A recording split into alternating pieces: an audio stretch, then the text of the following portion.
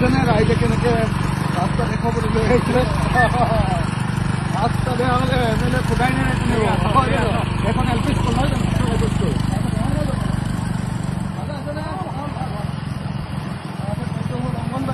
এই অংগনবাড়ী তালে গুচি গ'ল। এই মডেল অংগনবাড়ী যে মডেল অংগনবাড়ী গুচি গ'ল। মডেল অংগনবাড়ী এইখিনিলৈকে বনাই দিলে হৈ যাব।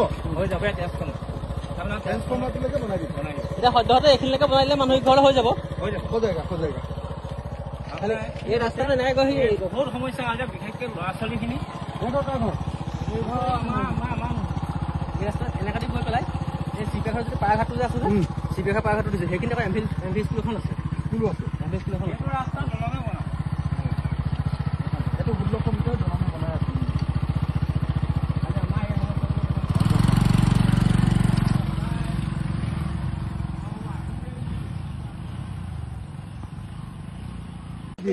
ৰাস্তাত ধৰি বোলে ৰাস্তা কিয় বনোৱা নাই বুলি লৈ আহিছে। এতিয়া শুনকচোন অম্লান, ৰাস্তাটোৰ নামটো কি?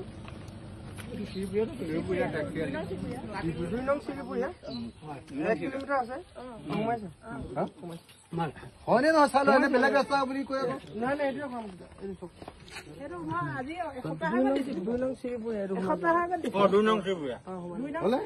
ৰাস্তা হয়নে নহয়? এই ৰাস্তা দিল্লুৱে এনে হাল্লা কৰি আছে।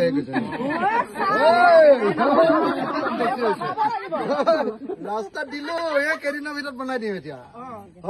হৈ গ'ল 1 কিলোমিটাৰ। আৰু ৰাস্তা হোৱাৰ পাছত ভোজ ভাত যদি খাবলৈ নাপাওঁ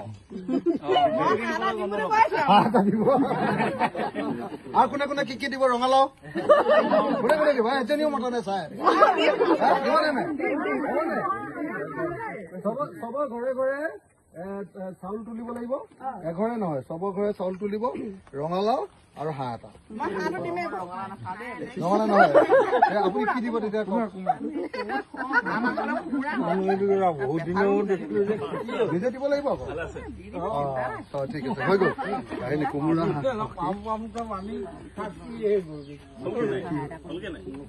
ঠিক কৰিব লাগিব। তাই কি কৰি আছে এডমিশ্যন দিব লাগিব।